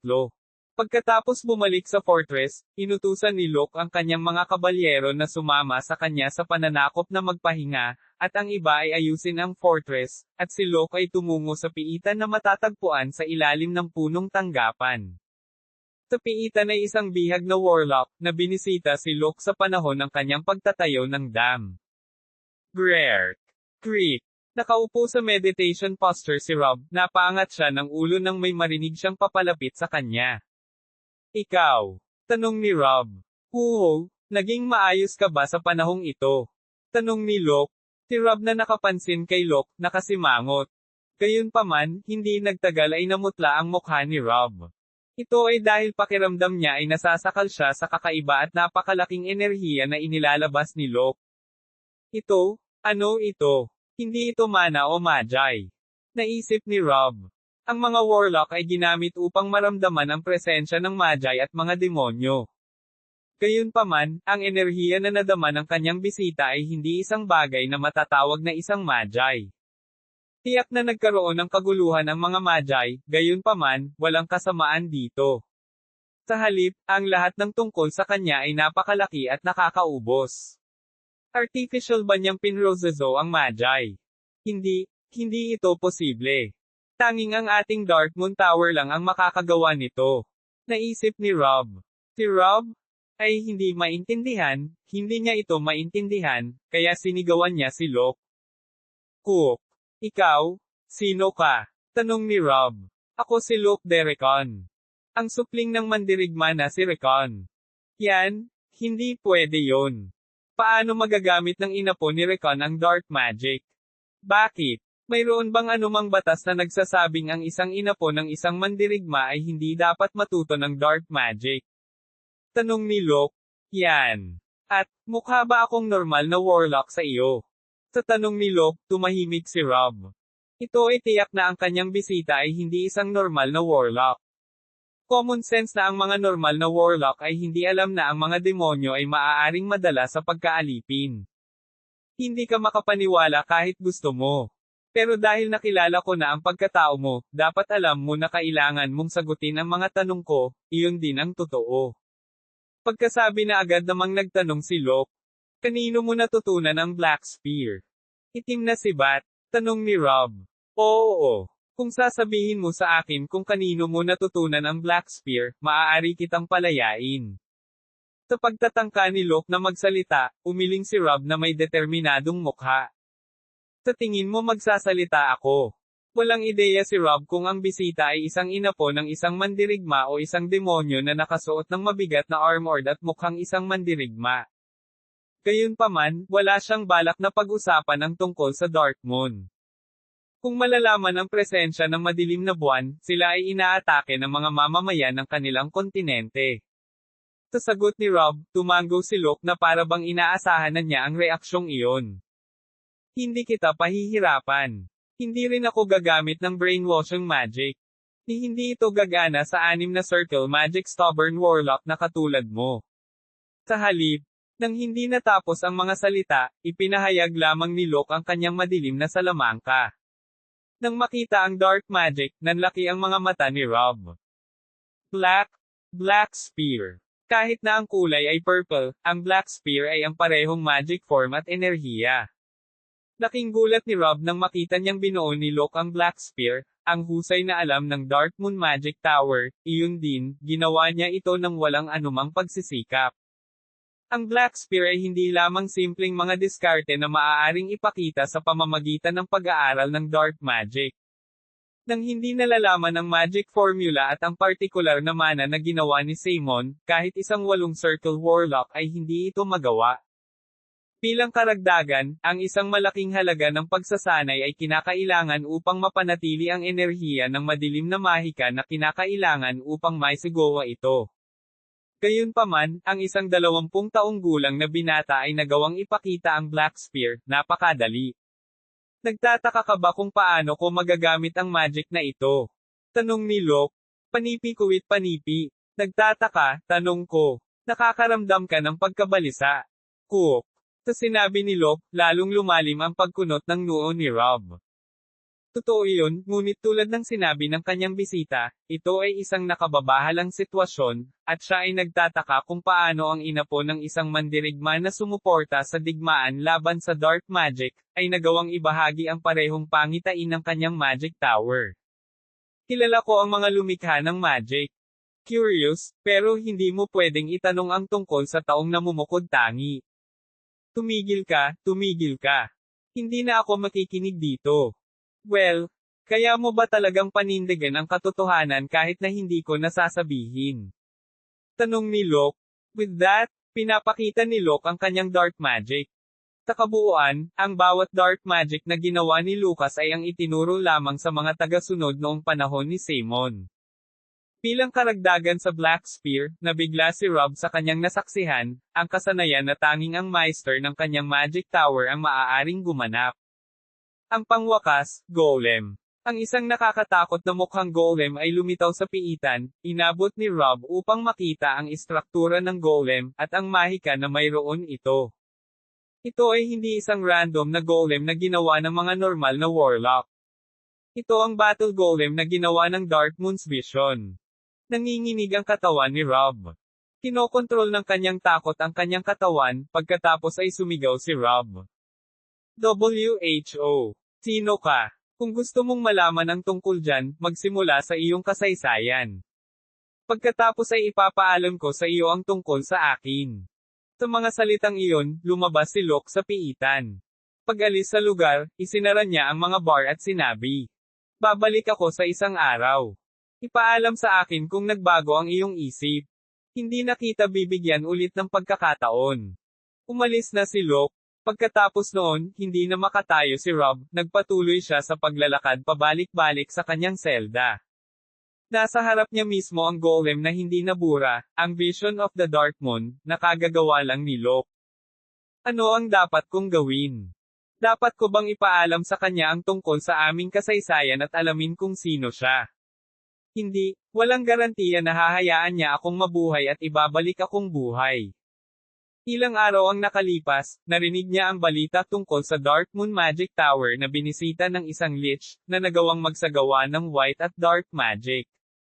Alam din niya na ang lich ay isang tinatawag na Arsene, ang kaaway ni Simon. At si Simon ang ama ng Dark Moon mula sa mahigit 500 taon na ang nakalilipas. Diba ang inapo ng isang mandirigma ay nasa panig ni Arsene? Hindi, kung gayon ay tiyak na malalaman niya ang tungkol sa madilim na buwan, tiyak na hindi siya magiging interesado sa kasaysayan. Naisip ni Rob. Habang nag-iisip, may narinig siyang yabag sa labas. Nakalipas na ba ang isang araw? Nang makita ang mukha ni Locke, naniga si Rob. Ngumiti si Locke kay Ron at nagtanong. So, what about it? Gusto mo bang makausap ngayon? Pagkaraan ng ilang sandali ng pag-aalinlangan, ibinuka ni Rob ang kanyang bibig. Sasabihin ko sa iyo. Ngunit, pagkatapos marinig ang aking kwento kung sasaktan mo ako. Na may pulang mata, sinabi ni Rob. Ibebenta ko ang aking katawan at kaluluwa sa demonyo, at durugin ang bawat maliit na nilalang sa lupain ng Recon. Hay nako, hayaan mo na. Kausapin mo naman ako. Sabi ni Locke.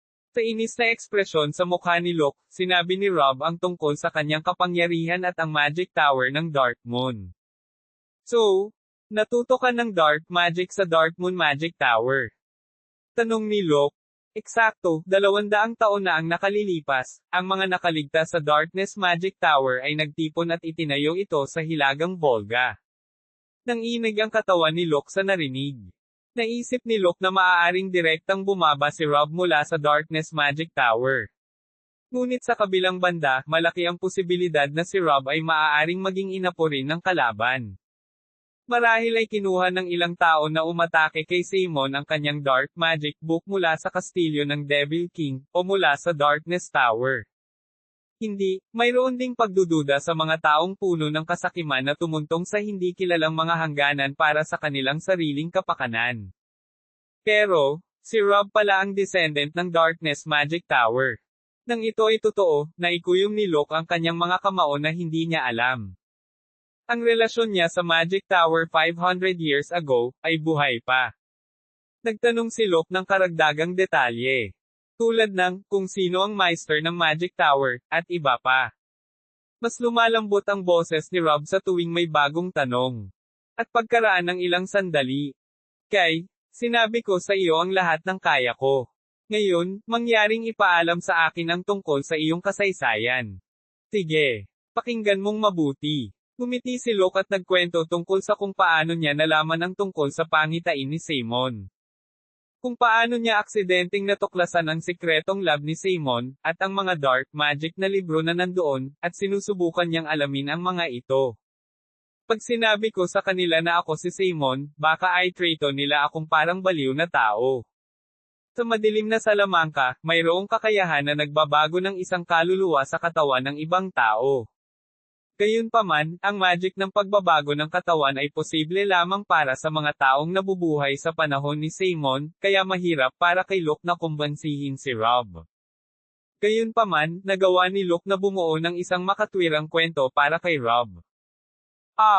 Paano nangyari ito? Imbes na magulat, namangha si Rob.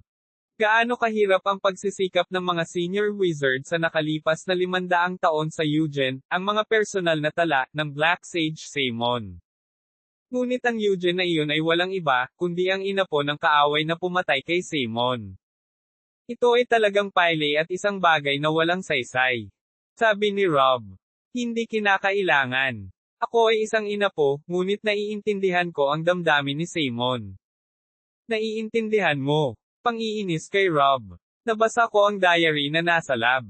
Alam ko ang sitwasyon kung bakit kailangan niyang maging Devil King. Naunawaan ko na hindi siya masamang tao tulad ng mga salitang itinuturing sa kanya. Iyon ang dahilan kung bakit natutunan ko ang kanyang pangitain.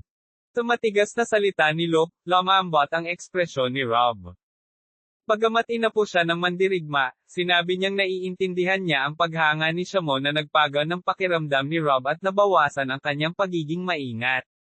Ngunit, ano ang kakaibang enerhiya sa iyong katawan? Tanong ni Rob. Ang pinakamalapit na puwersa sa mana at magi fundamentals na sinasaliksik ni Simon, at ang ether ng mundo, ang pinakapangunahing puwersa. Kung gayon, ang iyong lakas ay ang pamana na iniwan ng Black Sage. Tama. Baka kapag nakita niya akong may kapangyarihan, hindi ko akalain na titignan ako ni Simon ng may galit. Natural na sagot ni Locke. Ngunit, si Rob ay medyo natigilan sa pakikinig sa kanyang mga salita. Bigla siyang tumayo sa kinauupuan niya at lumuhad sa harap ni Locke. Anong ginagawa mo ngayon? Tanong ni Locke. Bilang inapo ng kaaway, kinuha mo ang pananaw at kapangyarihan ng Black Sage. Ikaw ang kanyang Eugene, anino, maaari kang maging alagad niya, siya ang ninuno ng Dark Moon. Ano man ang dahilan, sinimulan ni Rob na makita si Locke bilang isang taong nakakaunawa sa puso ni Simon, at sinabing maaari siyang maging disipulo. Sa madaling salita, hinihiling niya kay Locke na sumali sa Magic Tower ng Dark Moon. Ikaw ay isang mag-aaral na naghahanap ng katotohanan sa kadiliman, kailangan mong kunin ang Magic Tower. Sa magagalang na salita ni Rob, nagbago ang ekspresyon ni Locke. Then, kinikilala mo ba ako? Tanong ni Locke. Tama iyan. Sa diwa ng Magic Tower, ikaw ang pinakamataas na ranggo ng senior sa Dark Moon. Kung gayon, maaari ba kitang makita bilang isang subordinate? Tanong ni Locke. Hanggat ang iyong mga desisyon ay hindi nagdudulot ng pinsala sa Magic Tower, susundin ko ang anumang utos mula sa anino ng ninuno. Kukuko, nice. Pagkatapos, ibibigay ko sa iyo ang aking unang order. Nakangiting sabi ni Locke. Nagsalita si Locke at tumingin kay Rob. Ilalabas kita kaagad, kaya kailangan mong pumunta at sabihin sa Dark Moon Meister na puntahan ako. Kailangan bang hilingin sa Meister na pumunta at makipagkita? Sa tanong ni Rob, sumagot si Locke ng buong kahalagahan. Oo. Gusto kong pag-usapan ang hinaharap ng Magic Tower ng Dark Moon sa kanya. Sige, gagawin ko ang mga utos mo. Yumuko si Rob kay Locke at lumabas ng pinto ng selda na binuksan ni Locke. At, baka makakuha ako ng hindi inaasahang reinforcement. Sa isang maliit na ngiti, umakyat siya sa kuta at nagsimulang mag-concentrate sa mga gawaing dapat gawin sa kuta. Tapos na ang digmaan, ngunit maraming bagay ang kailangang linisin.